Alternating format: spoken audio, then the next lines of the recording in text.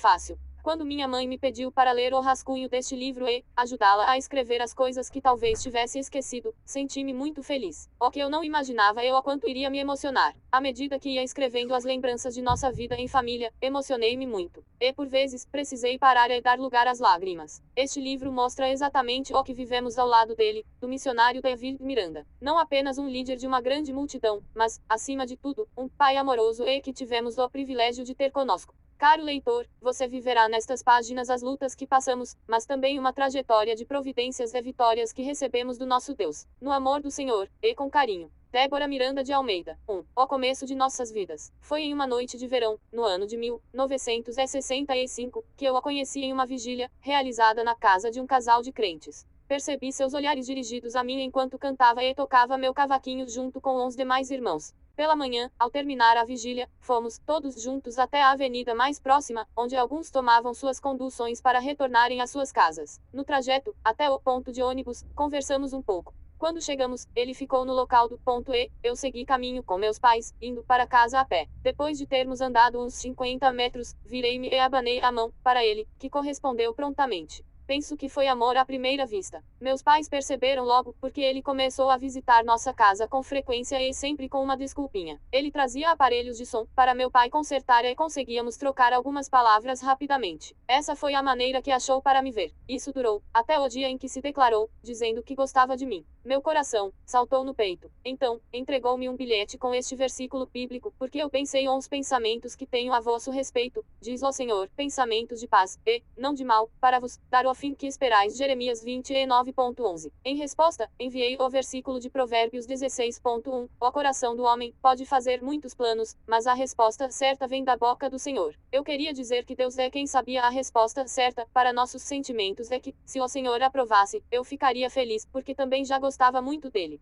Quando ele visitava minha casa, nós cantávamos hinos e muito nos alegrávamos. Passados 2 meses, ele pediu-me em casamento para o meu pai e disse que teríamos que nos casar logo, porque não era bom para um pastor ficar namorando por muito tempo. Meu pai concordou. E não é que já na semana seguinte, ele trouxe as alianças para nosso noivado. Nesse dia, chamou-me ao portão de casa para falar em particular e expôs-me a sua situação financeira. Ele disse: trabalho na igreja em tempo integral. A igreja é pequena e as entradas financeiras são poucas. Em primeiro lugar, pago as despesas, programa de rádio, aluguel, água, luz.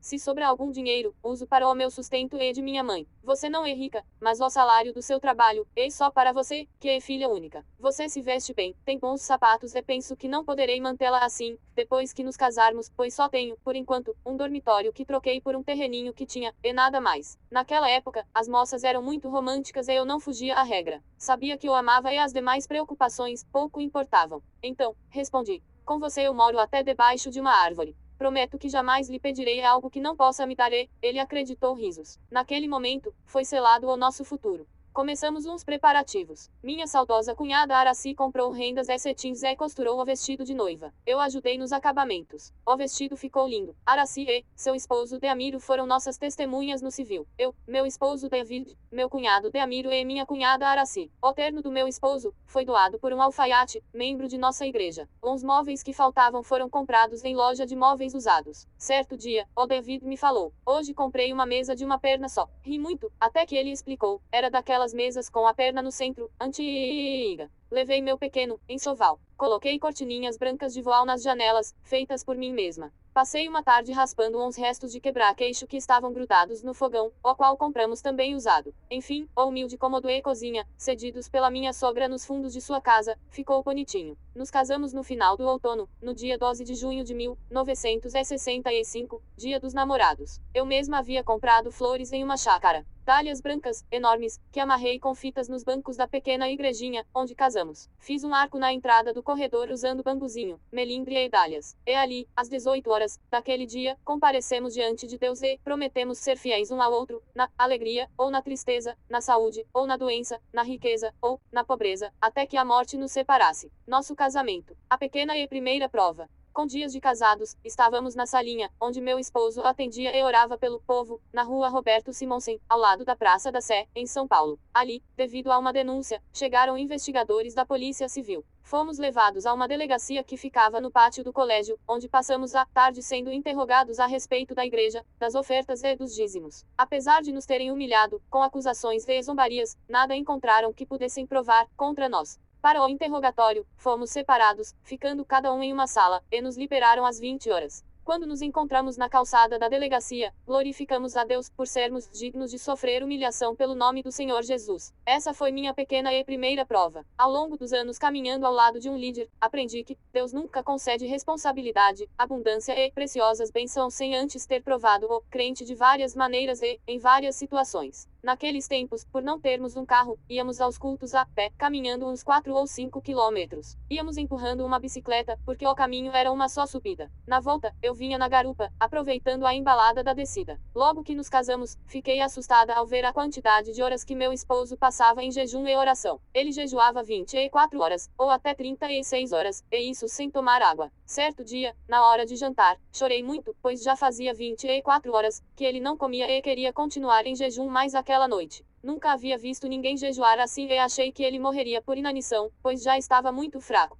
Com o passar das horas, ele ia ficando febril, não conseguia dormir. Isso me deixou muito angustiada. Normalmente, ele pedia-me para fazer o jantar cedo e comer antes que chegasse. Assim o cheiro da comida não o incomodaria, provocando vontade de entregar o jejum antes do tempo por ele determinado. Mas um dia, ele chegou quando a casa ainda estava impregnada pelo cheiro da linguiça que eu havia fritado. Começou a abanar para o cheiro sair da casa e abriu portas e janelas, a fim de não ceder à tentação de alimentar-se. Que sufoco! A oração também era algo que fazia com muita frequência. Ele orava tanto de joelhos que chegou a formar calos. Às vezes, esses calos rompiam e sangravam. Pastor David tocando seu trombone no culto. Ele me contou que havia orado durante 7 anos buscando os dons do Espírito Santo. Não foram 7 meses nem 7 dias, foram 7 anos. Que perseverança! Quando solteira, sempre trabalhei fora e, no começo de nossa vida conjugal, eu não sabia cozinhar. Para lavar roupa, era preciso tirar água de um poço bem fundo em um balde pesado, pois não tínhamos água encanada. O início foi difícil para mim, porque logo engravidei de gêmeos. Porém, nem assim reclamei. Meu esposo também nunca reclamou que minha comida era ruim, já que minha sogra cozinhava muito bem. No primeiro almoço servia arroz e sardinha enlatada. O enxovalzinho dos bebês nós ganhamos. Várias pessoas compraram algumas pecinhas de roupa e de fraldas e formaram o conjunto básico que precisávamos para as crianças. Minha mãe deu a banheira plástica. Ainda assim, havia alguma limitação, porque eram 2 crianças. Com o passar dos meses, à medida que minhas roupas foram ficando apertadas, não podia comprar outras. Isso durou até que minha cunhada, Araci, que tinha um bazar, viu minhas roupas muito justas e fez um vestido de gestante para mim, que usei até o final da gravidez. Eu só tinha aquele vestido. Lavava-o e, muitas vezes, secava no ferro quando estava chovendo e não podia estendê-lo no tempo. Mesmo grávida, caminhava toda aquela distância para irmos à igreja. Depois voltava na garupa da bicicleta, ladeira abaixo. Que falta de juízo! Como esposa de um líder, aprendi com ele e posso dizer que para se tornar um líder, é preciso muita perseverança e fé. Essas 2 qualidades, encontrei em meu esposo. Apesar das dificuldades, nunca o ouvi lamentar-se, desanimar-se ou vacilar na sua fé. Vendo a mim, e depois uns filhos lutando ao seu lado, ele insistiu e perseverou. Não era só eu que não podia comprar roupas novas. Os ternos do meu esposo estavam desbotados nos ombros de tanto caminhar debaixo do sol. Um dia, preocupada com a aparência de suas roupas, tive a brilhante ideia de tingir um de seus ternos. Coloquei água e tinta própria para roupas em um balde e levei tudo ao fogo, do mesmo modo como via minha mãe fazer, quando eu era criança. Acontece que ela tingia roupa de algodão, mas o terno era de poliéster. Vocês podem imaginar o que aconteceu. O tecido ficou todo enrugado por causa da água quente e meu esposo não pode mais usá-lo. Queria ajudá-lo a melhorar um dos poucos ternos que tinha e, agora meu esposo tinha um terno a menos para vestir. Hoje, quando me lembro desse fato, dou muita risada. Mas naquele dia chorei envergonhada pelo que fiz. Meu esposo não disse nada, pois ficou com pena de mim, devido à minha inexperiência. Eu tinha só 18 anos. 2. A luta na obra de Deus é em casa.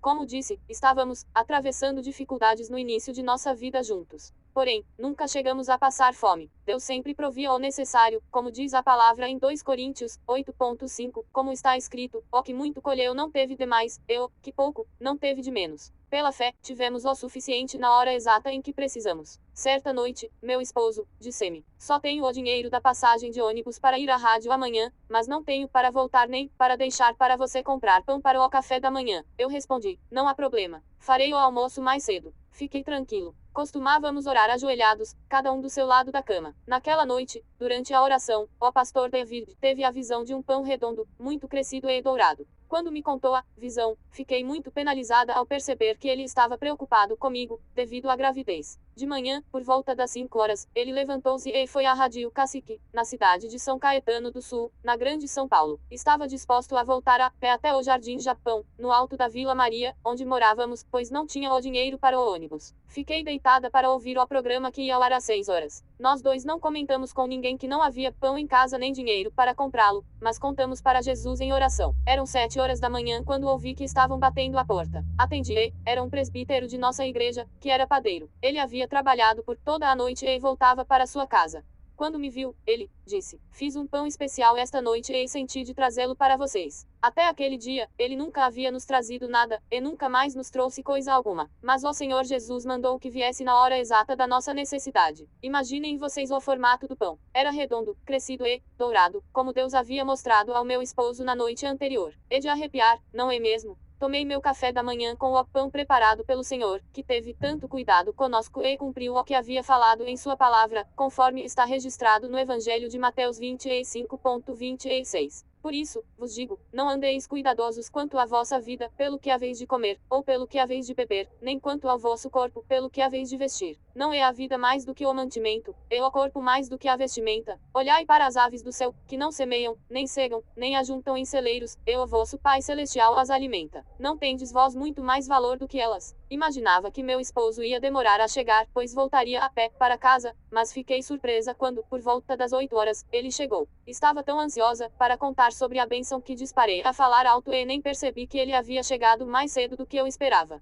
Quando entrou na cozinha, viu o pão sobre a mesa e quis saber o que tinha acontecido. Contei a bênção recebida, e ele me disse: agora sente-se que vou contar-lhe a minha bênção. Quando terminou de apresentar o programa de rádio às 6 horas e 30 minutos, estavam na rádio duas irmãs de outro ministério. Elas tinham ido levar uma oferta para o pastor que faria o programa depois do nosso. Mas, enquanto meu esposo orava durante seu programa, elas viram um anjo ao lado dele e ficaram maravilhadas com a visão. Assim, resolveram entregar a ele a oferta, porque tiveram a certeza de que era um homem de Deus. Com essa oferta, ele pagou a passagem de volta e ainda sobrou dinheiro. Glórias a Deus! Foi assim que Jesus ensinou-me a confiar nele em quaisquer circunstâncias, mesmo nas mais difíceis, ou até nas impossíveis. Nessa época, o pastor David realizava concentrações em um cinema no bairro da Penha, na zona leste de São Paulo. Admirava a fé e a coragem que ele possuía e me encantava ao vê-lo orando pelos enfermos ou expulsando demônios em nome do Senhor Jesus. Certa noite, o cinema estava muito cheio, com pessoas em pé, pois não havia lugar para comportar a todos sentados. Muitos trouxeram uns doentes à frente para receberem oração. De repente, uma mulher começou a gritar. Essa irmã trazia em seus braços um bebê de poucos dias. O que aconteceu foi que sua bebê tinha nascido sem os olhos e os médicos afirmaram que aquela criança não possuía os globos oculares. Porém, naquele momento, durante a oração pelos doentes, pelo poder maravilhoso de Jesus, os olhinhos da menina estavam começando a abrir, nos cantinhos, no lugar onde deveria haver olhos. Aquela mãe gritava, e com toda a razão. Se fosse o meu bebê, gritaria muito mais. Glórias e aleluias ao Senhor nosso Deus. Foi essa a primeira grande maravilha que presenciei na Igreja Pentecostal Deus é Amor Híbrida. Na manhã do dia 1 de abril de 1966 meses, após estarmos casados, comecei a sentir as dores de parto. Lembrou-me que fazia frio, quando meu esposo me levou à maternidade Dona Leonor Mendes de Barros, um hospital público no bairro Tatuapé. Já sabíamos que eu teria gêmeos, porque durante o pré-natal o médico havia identificado 2 corações batendo. Naquele tempo, não conhecíamos o aparelho de ultrassonografia. Portanto, não podíamos saber o sexo dos bebês. No hospital para onde fui levada, era costume receberem mulheres indigentes, sem teto e de baixa renda. Todas tinham de tomar um banho, antes de serem recebidas nas salas de pré-parto, porque nem todas chegavam limpas. Fui para a fila do banho e não havia água quente. Após o banho, vesti a camisola fornecida pelo hospital. Deitei-me, mas não conseguia parar de tremer de frio. Não trouxeram o café da manhã, nem o almoço, tampouco o jantar. Quando pedia algo para comer, por estar faminta, diziam-me: nesta sala, as parturientes não podem comer, pois podem precisar de uma cesariana e irão tomar anestesia. As contrações se tornaram frequentes e mais intensas. A dor era indescritível e eu tinha pouca dilatação. Quando estava quase desmaiando de fome, editor, resolveram fazer o parto por fórceps. A menina Débora nasceu às 22 horas e o menino, a quem chamamos de David, como o pai, nasceu às 23 horas e 20 minutos. Débora e Davi com 6 meses de idade. Meu esposo não pode assistir ao parto nem ver os filhos naquela noite, somente na visita da tarde no dia seguinte. Naquele tempo, não havia telefones celulares e o hospital não informava para a família sobre o estado dos pacientes. Após 17 horas sem notícias, meu esposo estava muitíssimo preocupado. No horário de visitas, antes de ver-me na enfermaria em uma das 12 camas do local, o pastor David já tinha passado no berçário e visto uns bebês. Quando disse a ele que os bebês eram feinhos e enrugados, ele discordou, dizendo que eram os mais bonitos do berçário. Papai Corujão, se já tínhamos dificuldades, quando éramos só nós dois, com 2 bebês a mais para alimentar e vestir, as dificuldades aumentaram. Eu procurava economizar de várias maneiras. Ia a uma horta, onde podia comprar verduras e legumes mais baratos. Comprava carne de segunda, tais como braço, peito ou costela bovina. Pedia ossos no açougue e fazia sopas. Na feira, comprava biscoitos e bolachinhas quebradas, porque eram mais baratos, eram refugos. Enfim, fazia o que podia e nada faltava em nossa mesa. Uma irmã muito querida, que morava na zona leste, tricotava casaquinhos para minhas crianças com sobras de fios de várias cores e trazia para nos ajudar. Em uma época de muita chuva, rasguei uns lençóis de meu enxoval para fazer fraldas para uns bebês. Se naquele tempo já existiam fraldas descartáveis, eu nunca havia visto uma. O que se usava, eram as tais calcinhas plásticas e as fraldas de pano. Minha sogra fez uma roupinha para o vizinho com retalhos de várias cores vivas e apelidou de roupa de José do Egito Risos. 2 vezes na semana meu esposo trazia uma latinha de leite em pó para nossos filhos. Quando completaram 6 meses, comecei a introduzir a sopinha na alimentação. Eles tiveram diarreia e vômito. O vizinho aceitava soro, por via oral, mas a Débora vomitava e foi ficando debilitada ao ponto de precisarmos interná-la. No hospital público em que ela estava, só podíamos vê-la através do vidro e notávamos que o tratamento era precário. Todas as vezes que a visitava, eu saía chorando, aflita por ver nossa filha pior do que no dia anterior. Oramos a Deus e resolvemos tirá-la do hospital, antes mesmo de receber alta, e a transferimos para uma clínica privada. Quando o médico da clínica a examinou, quis falar com o pastor David em particular. David, então, pediu-me para ir para casa buscar mais roupinhas para ela. Mas, na verdade, ele não queria que eu ouvisse o que o médico tinha a dizer. O médico disse ao meu esposo: "Acho que o senhor trouxe a menina tarde demais, porque ela não tem mais do que 12 horas de vida." Meu esposo ouviu aquelas palavras, que eram uma sentença de morte. Entrou no banheiro da clínica, pôs-se de joelhos e clamou a Deus, derramando diante dele toda a angústia e a aflição que não podia dividir comigo e mais ninguém. Ele orou a Deus e pediu a vida da Débora de volta. Orou que aquele milagre servisse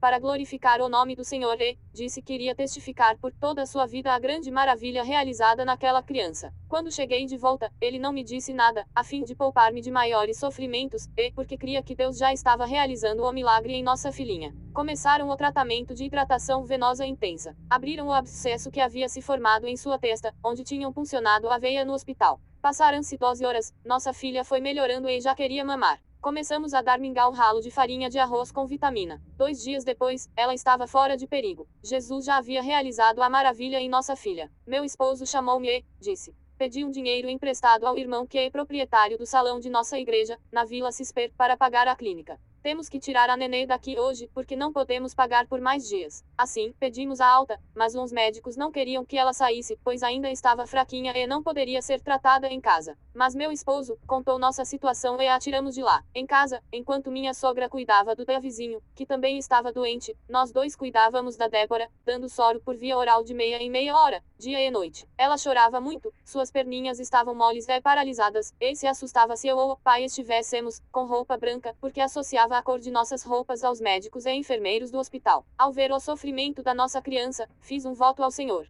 Prometi que faria 30 dias de jejum, só jantando, mas que Deus não permitisse que ela ficasse paralítica. Em meio a tanta luta, percebi que havia engravidado novamente. Bendito seja o nome do Senhor. Como o apóstolo Paulo ensina em sua primeira carta aos Tessalonicenses 5:18, em tudo dai graças, porque esta é a vontade de Deus em Cristo Jesus para convosco. Se essa era a vontade de Deus para nós, estava tudo bem, pois ele proveria o que fosse necessário para esta criança. Cumpri o voto que fiz a Deus e aos poucos a Débora foi melhorando. Mas, quando o Odeia vizinho começou a andar, com um ano, a Débora não o acompanhou. Ela, sentada, dobrava uma perninha, apoiava-se nas mãos e se arrastava no chão atrás do irmãozinho. Mais votos foram feitos, mais orações também, e aos 14 meses, ela começou a dar uns primeiros passinhos com suas perninhas ainda trêmulas. Agora a bênção estava completa. Naquela época, íamos aos cultos de ônibus. Meu esposo levava um gêmeo em cada braço e eu levava as bolsas e meu barrigão. Ele tinha que subir no ônibus sem se apoiar com as mãos, ainda bem que era bem forte. Não conseguíamos juntar dinheiro suficiente para pagar o irmão que nos emprestou a quantia para o pagamento da clínica. Estávamos tão envergonhados, sem ter como justificar a demora, que não tivemos sequer a coragem de aparecer na congregação durante alguns cultos. Essa experiência foi horrível.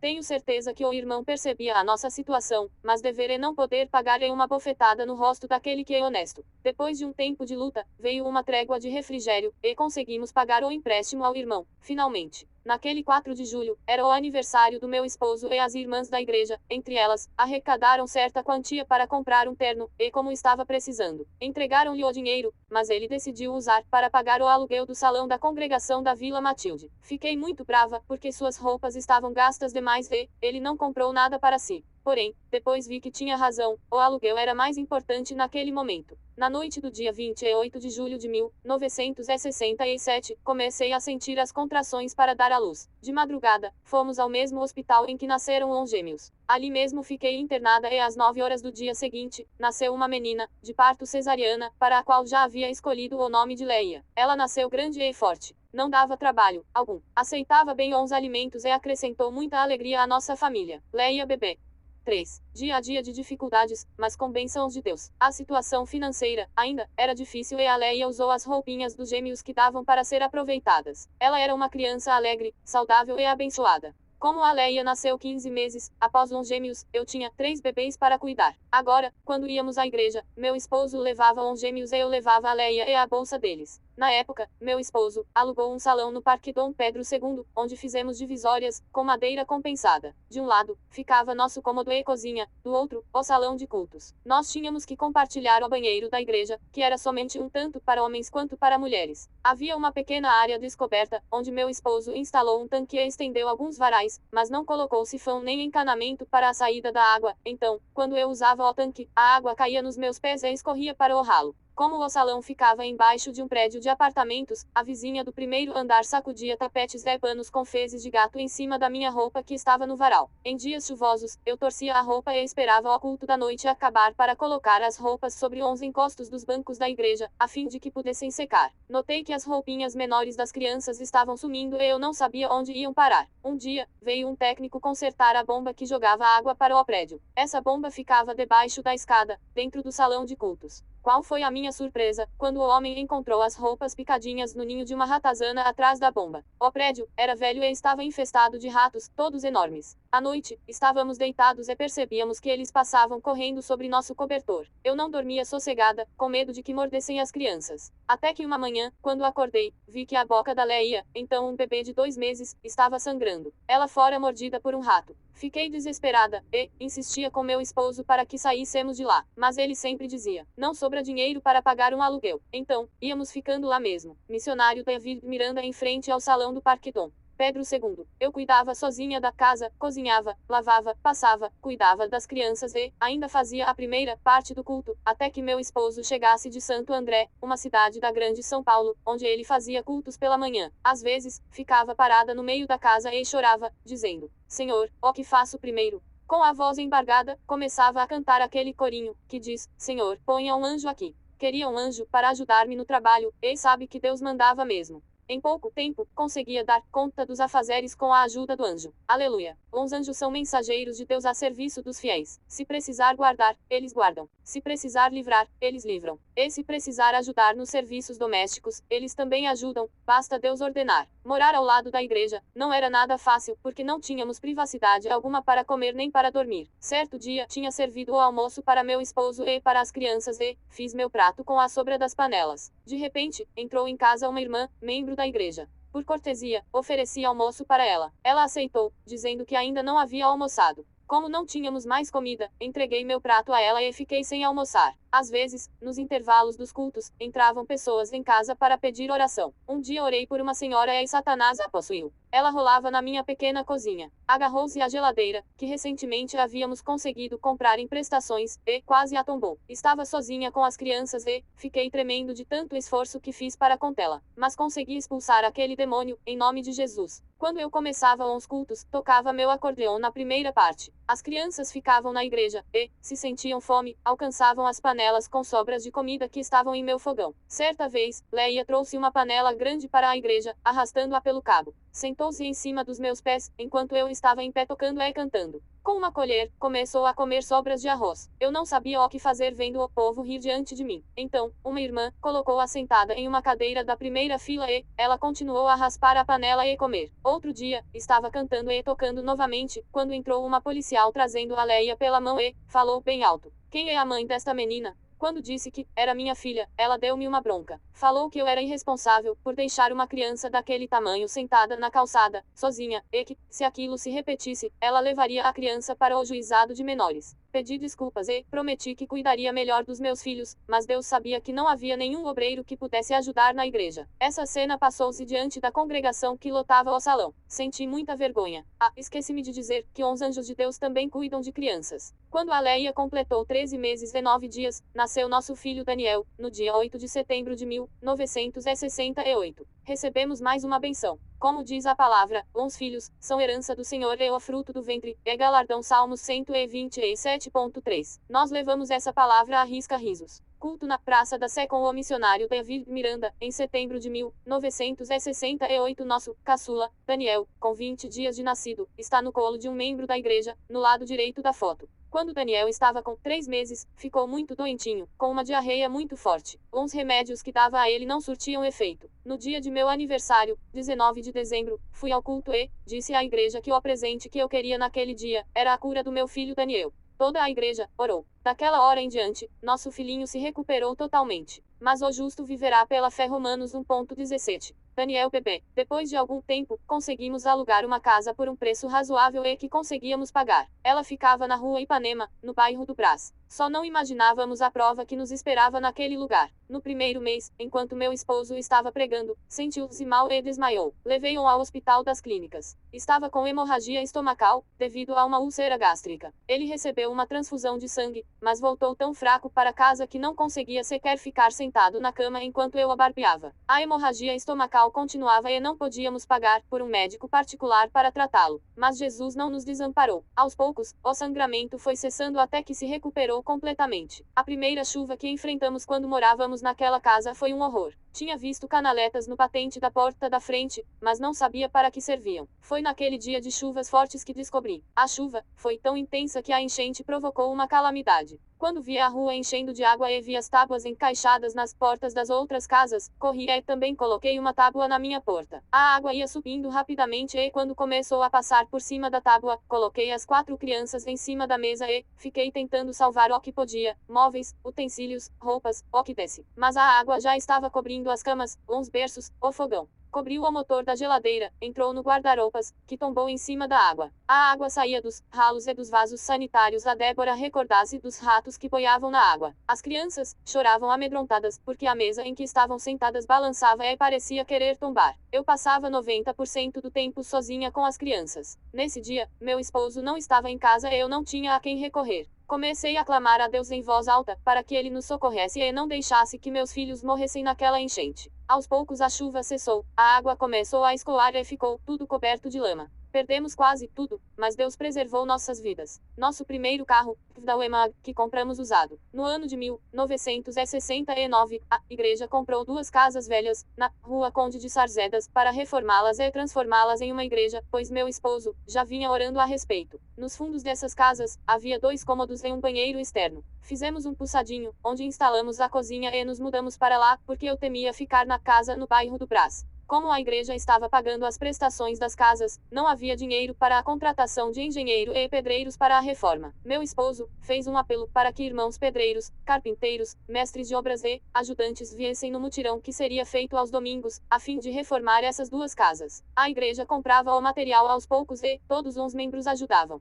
Eu cozinhava aos domingos para 25 homens, fora minha família. Também ia à feira no bairro do Glicério e subia a ladeira da rua Conde de Sarzedas puxando um carrinho cheio de compras e às vezes, mais uma sacola na mão. Em janeiro de 1970, engravidei novamente, mas continuei trabalhando durante toda a gravidez, como sempre fiz. Pedi a uma prima, que era mocinha, que viesse me ajudar. Ela veio e cuidava das crianças para mim. Em uma madrugada, acordamos e estava chovendo muito. Meu esposo, preocupado, levantou-se para ver se estava tudo bem. Ele viu que a areia amontoada do lado de fora estava represando a água ao lado de uma coluna, que havia sido preparada recentemente. Voltou ao quarto e pediu-me para ajudá-lo a tirar a areia. Não tínhamos capa de chuva, então amarrei um lenço na cabeça. Cada um de nós pegou uma pá e fomos mudar a areia de lugar, para que a água escoasse e não danificasse a coluna, pois o concreto não havia secado totalmente. A areia molhada pesava tanto que eu quase não conseguia levantar a pá. Apesar de encharcados pela chuva, não podíamos parar. Quando já estava clareando o dia, terminamos o serviço e a coluna estava salva.